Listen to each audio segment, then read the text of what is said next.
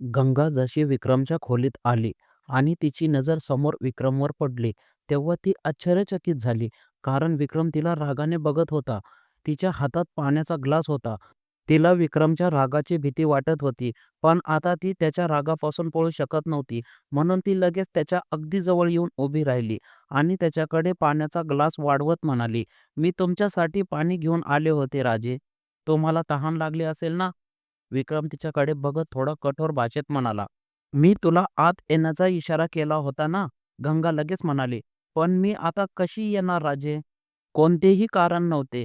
हे बोलून तिने तो पाण्याचा ग्लास खाली ठेवून दिला. पुढच्या क्षणी ती तिथून दुसऱ्या बाजूला वळू लागली. तेव्हा विक्रमने तिचे मनगट पकडून तिला आपल्या बाजूला ओढले आणि तिच्या चेहऱ्यावर झुकून म्हणाला, "तुला माझ्याजवळ येण्यासाठी कोणत्याही कारणाची गरज आहे का?" त्याच्या बोलण्यावर गंगेचे हृदय जोरात धडधडू लागले. तिने लगेच उघड्या दरवाजाकडे बघितले. विक्रम हसला आणि म्हणाला, "भीती वाटत आहे तुला?" गंगा लगेच म्हणाली, "नाही वाटायला पाहिजे. हा महाल आहे राजे. या महालाच्या भिंतींनाही कान आहेत. तुम्ही विचारही करू शकत नाही. जर कोणी आपल्या दोघांना एकत्र बघितले तर किती मोठा अनर्थ होईल." हे बोलून ती आता हलकेसे हसली. विक्रम लगेच म्हणाला, "महालाला कान आहेत ना, डोळे तर नाहीत? मग ठीक आहे. आपण बोलणे बंद करू, पण एकमेकांना बघणे बंद करणे तर गरजेचे नाही ना?" त्याच्या बोलण्यावर आता गंगेचे हृदय आणखीन जोरात धडधडू लागले होते. तिचे हात विक्रमच्या खांद्यावर होते आणि विक्रम तिला आपल्या गंभीर नजरेने बघत होता. गंगा देखील आता त्याला टक लावून बघत होती. तिला इच्छा असूनही आता विक्रमवरून आपली नजर काढता येत नव्हती. आणि विक्रमनेही आता आपला हात तिच्या कमरेवर ठेवला होता. तो हळूहळू तिला मागे घेऊन जाऊ लागला आणि मग तिला भिंतीला लावून त्याने आपले दोन्ही हात तिच्या आसपास ठेवले आणि तिला आणखीन तीव्र नजरेने बघू लागला. गंगा आतापर्यंत त्याला बघत होती, पण आता तिच्या पापण्या जड होऊ लागल्या होत्या. ती लाजू लागली होती आणि जसे-जसे तिच्या पापण्या झुकू लागल्या, विक्रमच्या चेहऱ्यावर हसू पसरले. तो लगेच म्हणाला, "तू तर म्हटली होतेस की महालाला कान आहेत, डोळे नाहीत ना? तर मग आता माझ्यावरून तुझी नजर का काढत आहेस? तू मला प्रेमळ नजरेने बघत आहेस. ही गोष्ट कोणाला माहीत पडणार नाही.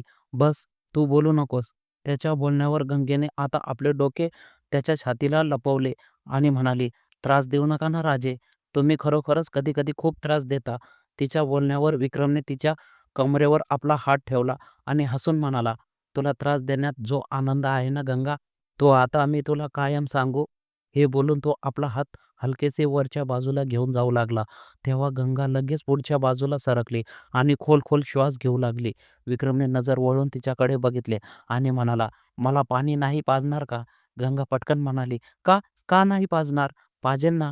हे बोलून तिने तो पाण्याचा ग्लास परत उचलला आणि विक्रम समोर केला.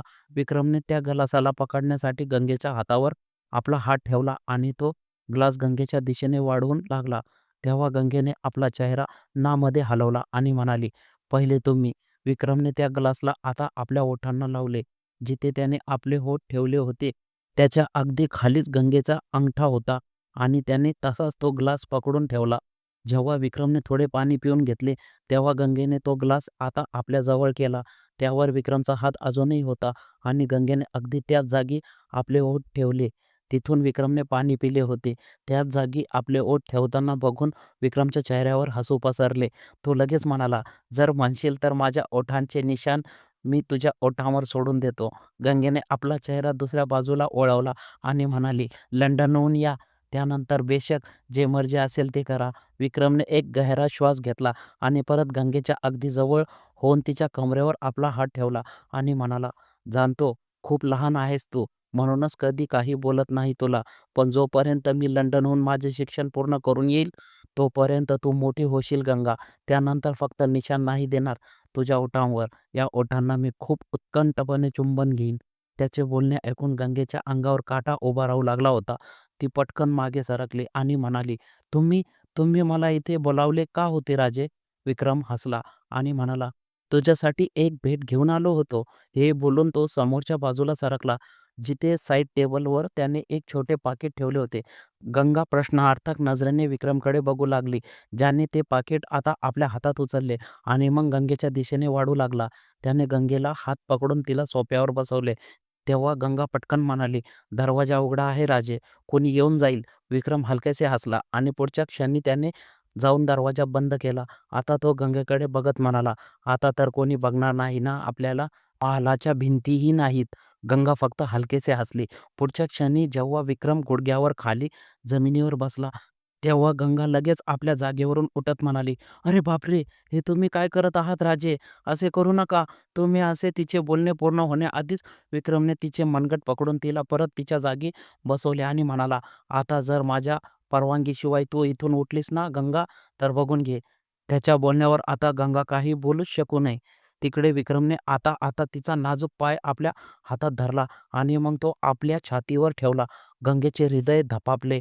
ती तर कधीच आपले पाय विक्रमला स्पर्श करू देत नव्हती आणि इथे तर विक्रमने तिचा पाय आपल्या छातीवरच ठेवला होता.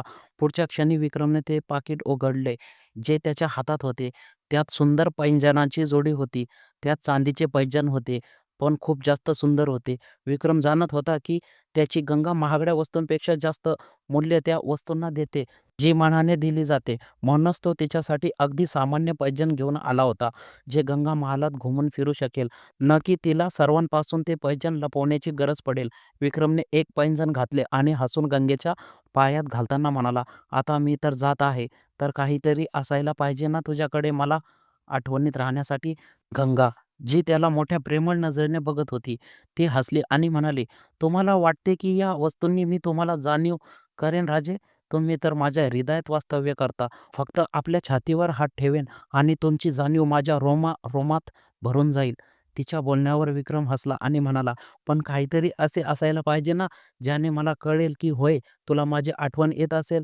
जेव्हा जेव्हा तू महालात इकडे-तिकडे धावशील, तेव्हा तेव्हा हे पैंजण आवाज करतील आणि तुला माझी आठवण येईल की का या कमी नशिबी राजांनी तुला हे पैंजण दिले, जे मर्यादेपेक्षा जास्त आवाज करतात." त्याचे बोलणे ऐकून गंगा आता खिदळून हसू लागली. आता विक्रमने हलकेसे झुकून तिच्या पायाचे चुंबन घेतले. तेव्हा गंगा एकदम थरथरली. त्या एका क्षणात तिला किती समाधान जाणवले, हे ती सांगू शकत नव्हती. तिचे हात आपोआप आता विक्रमच्या खांद्यावर घट्ट झाले होते आणि विक्रमही तिला गंभीर नजरेने बघू लागला होता. आता त्याने गंगेचा दुसरा पायही तसाच आपल्या छातीवर ठेवला आणि त्यातही पैंजण घालू लागला. आता विक्रमने तिच्या दुसऱ्या पायाचेही तसेच प्रेमाने चुंबन घेतले आणि मग त्यांना जमिनीवर ठेवत म्हणाला, "तुझे तर माहीत नाही गंगा, पण या भावना माझ्यासोबत नक्कीच जातील. मी तिथे परदेशात तुझ्याशिवाय राहीन. 11 वर्षाचा होतो मी, जेव्हा तू माझ्या आयुष्यात आलीस. खूप विचित्र होतो मी त्यावेळी. खूप राग करायचो. पण ज्या दिवसापासून तू आलीस, असे वाटते जणू कोणीतरी चांदणी माझ्या छातीला येऊन लागली आणि जिने मला अमर्याद थंडक दिली. एकटा होतो मी, पण तू मला आपल्या मिठीत भरून घेतले. माहीत आहे तुला, मी बाबांकडून काय मागायचो? की मला एक आई पाहिजे. ती मला खूप प्रेम करेल. मला तेच प्रेम पाहिजे होते, जे वर्षा आई राजवीरला देते. मलाही कोणीतरी आपल्या मांडीवर झोपवावे. मलाही कोणीतरी आपल्या हाताने जेवण खाऊ घालावे. पण मला कुठे माहिती होते, की जे मला हवे आहे, ते फक्त आई नाही, दुसरे कोणीही आहे, जो मला देऊ शकतो. प्रेमिका म्हणून तुला तर कदाचित चूक असेल. तू प्रेमिका नाहीस माझी गंगा. तू माझी ती अर्धांगिनी आहेस, जिने माझ्यासोबत अजूनपर्यंत 7 फेरे घेतले नाहीत. पण तू ते प्रत्येक कर्तव्य निभावले आहेस, जो कदाचित एक पत्नी आपल्या पतीसाठी निभावते. तू लहान आहेस, पण मी या गोष्टी समजू शकतो." त्याच्या गोष्टी ऐकून गंगा रडू लागली होती. ती बेशक लहान होती, पण इतकीही लहान नाही, की तिला आपल्या राजाच्या गोष्टी समजू नयेत. आणि गोष्टी तर गोष्टी असतात. ज्या भावना तिच्या हृदयात होत्या त्याच्यासाठी तिला वयाच्या चौकटीची गरज नव्हती. ती प्रत्येक त्या भावनेला समजत होती, जी ती आपल्या राजासाठी जाणवत होती. तिने लगेच आपल्या राजाचा चेहरा आपल्या हातात धरला. पण आता तिच्या हातावर विक्रमने आपले हात ठेवले आणि आपले डोके तिच्या मांडीवर ठेवून दिले. गंगेचे हृदय धपापले. तिचा हात आपोआप विक्रमच्या केसांमध्ये फिरू लागला होता आणि विक्रमनेही आपले हात पूर्णपणे तिच्या कमरेवर घट्ट केले होते. तो जमा करत होता त्या भावनांना, जो त्याला गंगेपासून दूर जाण्यावरही गंगेची जाणीव करून देतील. काही वेळानंतर विक्रमने आपले डोके गंगेच्या मांडीवरून हटवले. तेव्हा गंगा त्याच्याकडे बघून हसून म्हणाली, "जेवण घेऊन येऊ का मी तुमच्यासाठी राजे?" विक्रम हसला आणि आपल्या जागेवरून उठून समोरच्या अंथरुणावर गेला. गंगा देखील आपल्या जागेवरून उठली आणि बाहेरच्या बाजूला जाऊ लागली. पण जेव्हा दरवाजा उघडण्याची वेळ आली तेव्हा तिचे हृदय जोरात धडधडू लागले की कुठे कोणी बाहेर उभे नसावे आणि कुठे कोणी प्रश्न करू नये. एकतर विक्रमने जे पैंजण तिच्या पायात घातले होते त्याची खूप काळजी वाटत होती. विक्रम तिच्याकडे बघत म्हणाला, आज फक्त एकच थाळीत जेवण आण गंगा, तुझेही आणि माझेही. गंगाने वळून त्याच्याकडे बघितले आणि म्हणाली, जर कोणाला माहीत पडले तर? विक्रम हसला आणि म्हणाला, पडू दे. गंगा आता काही म्हटले नाही आणि दरवाजा उघडून बाहेरच्या बाजूला निघून गेली. ती सरळ स्वयंपाकघरात आली. जसजसे ती पाऊल ठेवत होती पैंजणाच्या छनछन आवाजाने खरोखरच संपूर्ण महालात आवाज होत होता. स्वयंपाकघरात काम करत असलेल्या मीनाने जेव्हा या पैंजणाच्या छनछन आवाजाची आवाज ऐकली तेव्हा ती आश्चर्यचकित झाली. पुढच्या क्षणी तिची नजर गंगेच्या पायावर गेली. गंगाने यावेळी घागरा चोळी परिधान केली होती, तर तिने आपला घागरा थोडासा वर उचलला होता, ज्याने तिचे पाय स्पष्ट दिसत होते. मीना लगेच म्हणाली, हे इतके महागडे पैंजण तुझ्याकडे कसे आले? गंगाने एक नजर आपल्या पायांकडे बघितले आणि मग मीनाकडे बघत म्हणाली, चोरी नाही केली मी. ज्याने दिले आहे स्वतःहून दिले आहे आणि तेही खूप प्रेमाने. हे बोलून तिने लगेच जेवण थाळीत वाढायला सुरुवात केली. जेवण तर आधीच बनून झालं होतं. बस आपल्या राजाची येण्याची वाट बघत होती, जेणेकरून जेव्हाही ते येतील तेव्हा ती स्वतः त्यांच्यासमोर बसून खाईल. पण आज तर ती एकच थाळी लावत होती. ती आपली थाळी घेऊन तिथून जाऊ लागली तेव्हा मीनाने पुन्हा एकदा तिला थांबवत म्हटले, आज आपले वरण भाताचे जेवण नाही घेणार काय? गंगा हलकेसे हसली आणि म्हणाली, काळजी केल्याबद्दल धन्यवाद, पण आज गरज नाहीये. हे बोलून ती तिथून निघून गेली आणि मीनाने रागाने तोंड वाकडे केले. ती दात ओठ घासत म्हणाली, अहंकार तर बघा या महाराणीचा. बस एकदा हुकूम इथून निघून जावेत, त्यानंतर मी हिची सर्व अहंकार काढून टाकेल. हे बोलताना तिचा चेहऱ्यावर गंगेसाठी अमर्यादा द्वेष झळकत होता. गंगा आपल्या हातात जेवणाची थाळी घेऊन परत विक्रमच्या खोलीत आली आणि येऊन तिने टेबलवर ते सर्व जेवण लावले. विक्रमही आपले हात तोंड धुवून जाऊन सोफ्यावर बसला होता. गंगा खाली जमिनीवर बसू लागली तेव्हा विक्रमने तिचा हात पकडला आणि तिला सरळ आपल्या सोबत सोफ्यावर बसवले. गंगाने पुन्हा एकदा दरवाजाकडे बघितले. विक्रम रागाने म्हणाला, आता जर तुझी नजर दरवाजाकडे गेली ना तर बघून घे गंगा. त्याची ओरड ऐकून गंगेने लगेच आपला चेहरा खाली केला, पण तिला संकोच होत होता, कारण आजपर्यंत तिने कधीच विक्रमसोबत एका थाळीत खाल्ले नव्हते. जरी ती नेहमी त्याच्या खाल्ल्यानंतर त्याच्या थाळीतले उरलेले सर्व जेवण खायचे आणि ही गोष्ट माहीत असूनही विक्रम जाणून बुजून आपल्या थाळीत खूप जास्त जेवण मध्ये सोडून द्यायचा, जेणेकरून गंगा कधीतरी आपले वरण भात सोडून ते चांगले जेवण खाईल. विक्रमने घास बनवला आणि गंगेच्या ओठांच्या दिशेने वाढवला. जेव्हा गंगा पटकन म्हणाली, पहिले तुम्ही. विक्रम हसला आणि म्हणाला, आपल्या हाताने खाऊ घाल. त्याच्या बोलण्यावर गंगा हसली आणि तिने विक्रमला आपल्या हातांनी जेवण खाऊ घालायला सुरुवात केली. तिकडे खिडकीतून हे सर्व बघत असलेल्या मीनाच्या चेहऱ्यावर राग झळकत होता. त्यापेक्षाही जास्त राग होता वर्षाजींच्या चेहऱ्यावर, जो तिच्यासोबत उभी होती. मीना अगदी त्यांच्या कानाजवळून म्हणाली, हे तर नशीब आहे जे तुम्ही हुकुमांना लंडनला पाठवण्याचा प्लॅन केला, नाहीतर जशी हुकुमांसोबत सोफ्यावर बसून जेवण खाता आहे ना राणीसाहेब, एक दिवस येईल जेव्हा ही या महालाला खाऊन टाकेल. तिचे बोलणे ऐकून वर्षाजींचा राग आणखीन वाढला.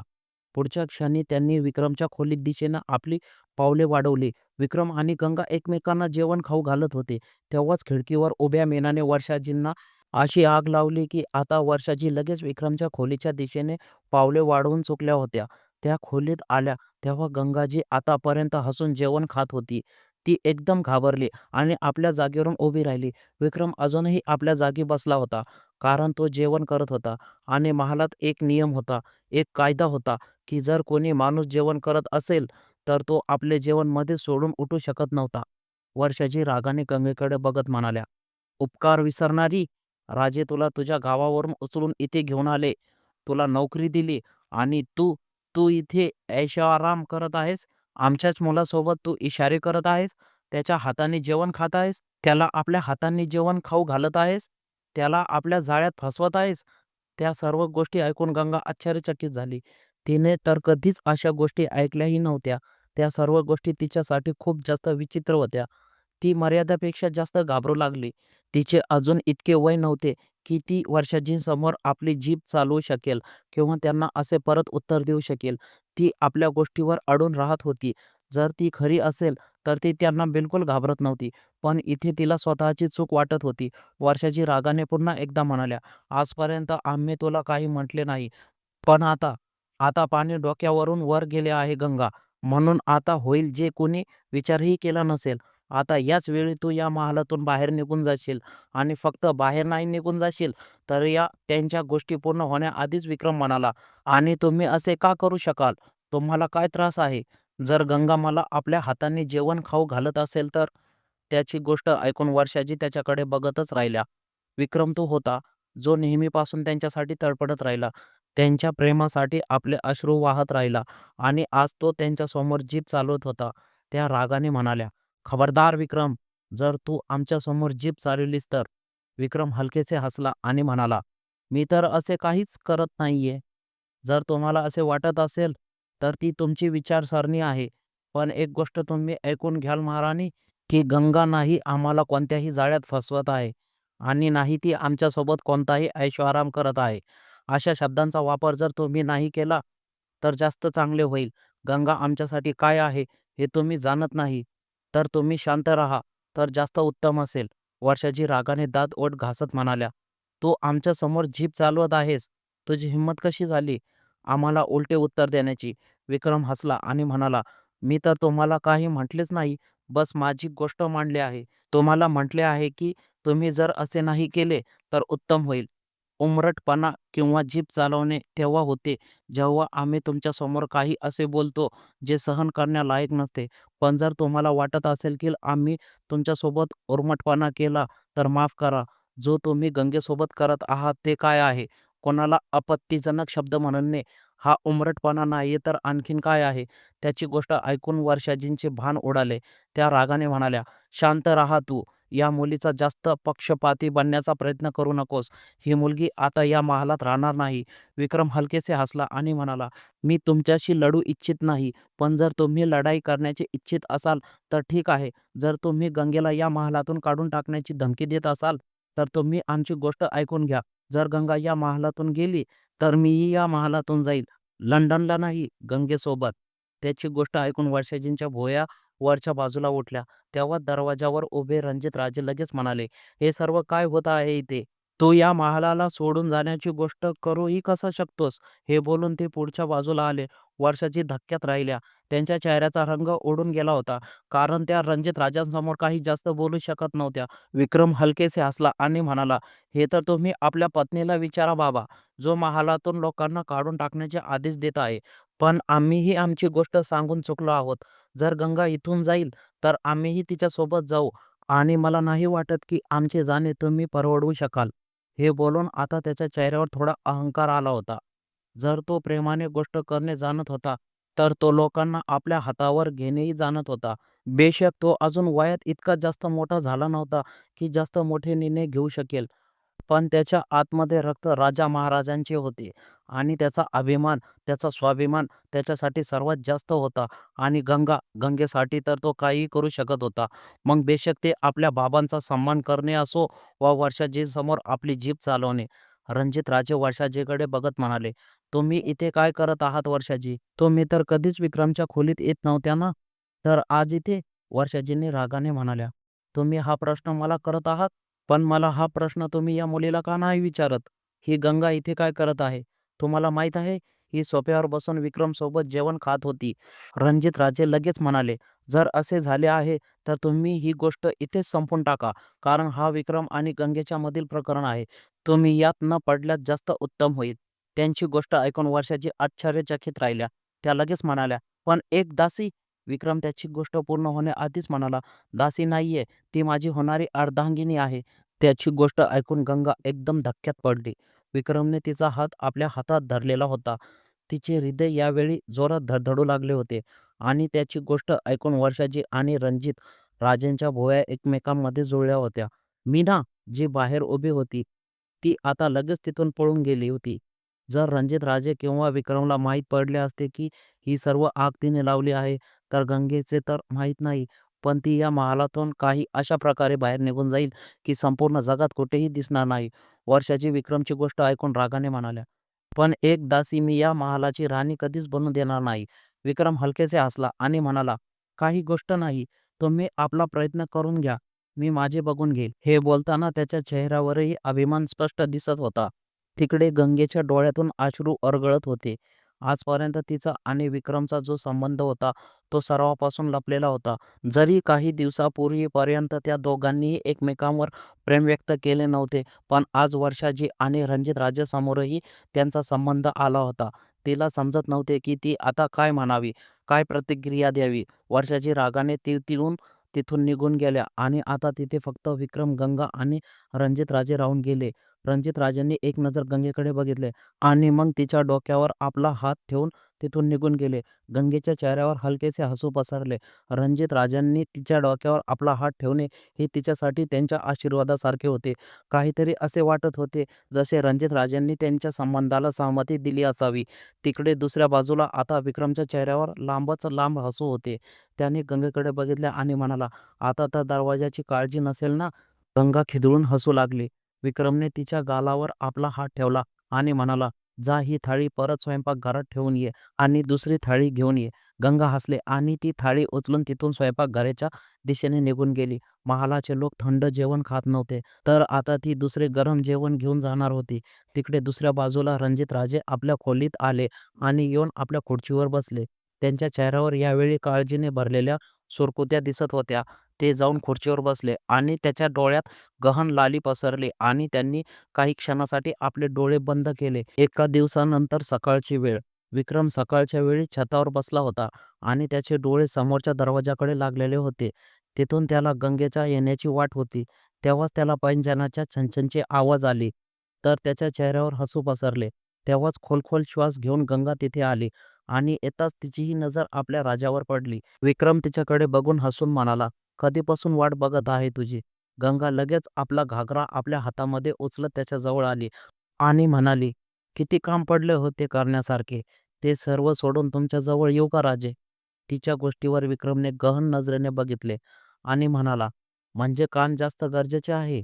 त्याची गोष्ट ऐकून गंगेचे डोळे मोठे झाले. ती पटकन आता विक्रमच्या अगदी जवळ येऊन उभी राहिली आणि म्हणाली, "बिलकुल नाही. पण काम संपून नाही आले असते, तर प्रत्येक वेळी हीच अस्वस्थता राहिली असती की परत खाली जावे लागेल. सर्व काम पडले आहे.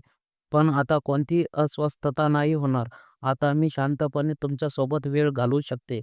हे बोलताना तीही प्रेमळ नजरेने विक्रमकडे बघत होती आणि आता विक्रम अचानक तिचा हात धरून तिला आपल्याजवळ ओढले. तर ती सरळ त्याच्या मांडीवर येऊन पडली. गंगा पटकन म्हणाली, "हे तुम्ही काय करत आहात राजे?" विक्रमने तिला घट्ट आपल्या बाहुपाशात आवळले आणि म्हणाला, "काही नाही. बस बघत आहे. किती शांतपणे आली आहेस तू." हे बोलताना त्याने मागून तिच्या मानेला स्पर्श केला, जिथे कोरडे पीठ लागलेले होते. ती आत्ताच पीठ मळून आली होती आणि नंतर त्याची गरम गरम पोळी बनवून ती विक्रमला वाढणार होती. गंगाने लगेच ते पीठ साफ केले आणि म्हणाली, ते बस सहजच." तिची गोष्ट पूर्ण होण्याआधीच विक्रम हसला आणि मग अचानकच त्याचे हसू गायब झाले. गंगा आश्चर्याने त्याच्याकडे बघत म्हणाली, "काय झाले राजे? हसा ना. तुम्ही हसता तर असे वाटते जसे स्वर्ग माझ्या समोर आहे." विक्रम लगेच म्हणाला, "पण माझा स्वर्ग तर माझ्यापासून दूर होणार आहे ना." गंगा त्याच्या गोष्टीचा अर्थ समजून फक्त त्याच्याकडे बघतच राहिली. तिने आता आपली नजर खाली केली. विक्रम वाढत्या धडधडीसह म्हणाला, "मी उद्या चालल्या जाईन गंगा. उद्या सकाळी.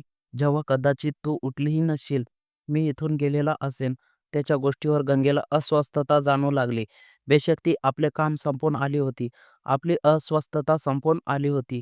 पण आता ती अस्वस्थता तिच्या हृदयात होत होती. ती सहज संपणार नव्हती. विक्रमने तिला आपल्या छातीशी लावले आणि म्हणाला, "काय तू माझ्याशी एक वचन करशील?" गंगाने लगेच नजर उचलून त्याच्याकडे बघितले. विक्रमने तिचा हात आपल्या हातात चांगल्या प्रकारे धरला आणि म्हणाला, "बेशक काहीही होऊन जाऊ दे गंगा, पण तू हा महाल सोडून जाणार नाहीस. कोणी काहीही म्हणाले, कोणी काहीही केले, तू या महालातून बाहेर आपले पाऊल ठेवणार नाहीस. तुला माझी शपथ." त्याची गोष्ट ऐकून गंगा त्याच्याकडे बघतच राहिली. विक्रम पुन्हा एकदा म्हणाला, "जोपर्यंत मी या महालात परत येत नाही, तोपर्यंत तू इथून कुठेही जाणार नाहीस." हे बोलताना आता त्याने गंगेचा हात आपल्या डोक्यावर ठेवून दिला. गंगेच्या डोळ्यात ओलावा तरळला. ती पटकन म्हणाली, "तुम्हाला स्वतःची शपथ देण्याची गरजच नव्हती राजे. तुम्ही आदेश केला आणि तुमची गंगा मानणार नाही, असे होऊच शकत नाही." "बेशक श्वास निघून जावेत राजे, पण या महालाला सोडून मी तोपर्यंत जाणार नाही, जोपर्यंत तुम्ही मला आदेश देत नाहीत. तुमची वाट बघेन मी." हे बोलून तिने आपला हात विक्रमच्या डोक्यावरून हटवला. विक्रमने तिला घट्ट आपल्या भाऊपाशात आवळले आणि म्हणाला, "मी जाणतो तुझ्यासाठी इथे राहणे थोडे कठीण असेल, पण तू काळजी करू नकोस. मी बाबांना सांगून जाईन. ते तुझी काळजी घेतील आणि मी जाणतो माझी गंगा खूप मजबूत आहे, आहे ना?" त्याची गोष्ट ऐकताना गंगा हसत होती. आता ती पटकन त्याच्या मांडीवरून उठली आणि म्हणाली, "तुम्ही ना मला गोष्टीमध्ये लावून घेता राजे. तुम्हाला माहीत आहे माझे किती काम पडले आहे." विक्रम लगेच म्हणाला, "पण तू तर शांतपणे आली होतीस." गंगाने आपल्या ओठांना हलकेसे आपल्या दातामध्ये दाबून घेतले. विक्रम हसला आणि म्हणाला, "काही गोष्ट नाही. तू जाऊ शकतेस तर जा. पण आज रात्री तू आपल्या खोलीत नाही, माझ्या खोलीत झोपशील." गंगा त्याच्या गोष्टीवर आश्चर्यचकित झाली. ज्या दिवशी ती या महालात आली होती, त्या दिवशी ती विक्रमच्या खोलीतच झोपली होती आणि त्या दिवशी नंतर ती कधीच विक्रमच्या खोलीत झोपली नव्हती. पण आज विक्रम तिला आपल्या खोलीत झोपायला सांगत होता. तिचे हृदय जोरात धडधडू लागले. विक्रम आपल्या जागेवरून उठला आणि पुढच्या क्षणी त्याने गंगेचा चेहरा आपल्या हातात धरला आणि तिच्या कपाळाचे मोठ्या प्रमाणे चुंबन घेऊन म्हणाला, "मी वाट बघेन तुझी." हे बोलून आता तो लगेच तिथून निघून गेला आणि गंगा फक्त त्याला जाताना बघतच राहिली. तिचे हृदय यावेळी मर्यादेपेक्षा जास्त धडधडत होते.